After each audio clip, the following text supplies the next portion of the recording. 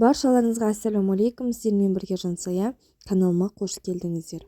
Бүгін мен сіздерге туған сөзі дұрыс па, әлде туылған сөзін қолдану дұрыс па атты видео ұсынбақшымын.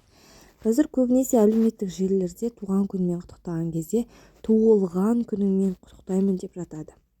Бүгін мен сіздерге сауатты сөйлеу үшін қазақ тілінде тым болмаса бір сөзді дұрыс қолдану мақсатында, балаларымызға үйрету мақсатында осы сөздің қайсысын қолдану керек екендігін зерттей отырып сіздерге ұсынып отырмын. Менімен бірге болыңыздар. Алдымен сіздерге филология ғылымының докторы Салқынбай Анар Бекмырзақызының туылған сөзіне талдама жасалынған сөздерінен үзінді келтіре кетейін.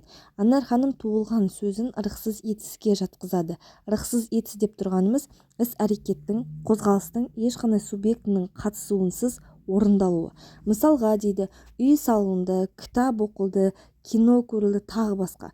Бұл сөйлемдерде үйдің кімнің салынғаны, кітапты кімнің оқығаны, киноны кімнің көргені белгісіз. Яғни субъектісі жоқ. Ал бұл жерде туылып отырған бала, ол өзінен өзі туыла алмайды, бұл баршамызға аян.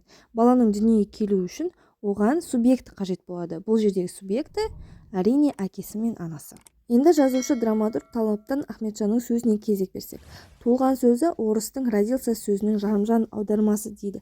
Біз білеміз, көптеген орысша сөздер тура мағынада аударылып жатады. Мысалға, балкон қылтима деген секілді.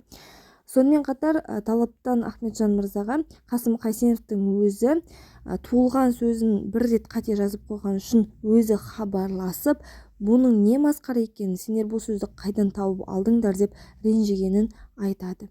Яғни дұрыс мағына туылған емес, туған сөз. Біз туған өлке, туған жер деп қолданған кезде де туған күніңмен деп қолдану дұрыс екен. Алдарыңызға Абай атамыздан бастап туған сөзін қолданған өлең жолдарын мысал ретінде келтіріп қойдым. Өздеріңізге түртіп алсаңыздар да болады. Құрметті оқырмандар, туған күн кештерінде туылған күніңмен емес, туған күніңмен деп құттықтап жүрейік. Тілімізге құрмет кішкентай шағын қадамдардан басталатынын да ұмытпайық. Еліміз аман, жұртымыз тыныш болсын. Келесі видеоларда кездескенше сау саламатта болыңыздар.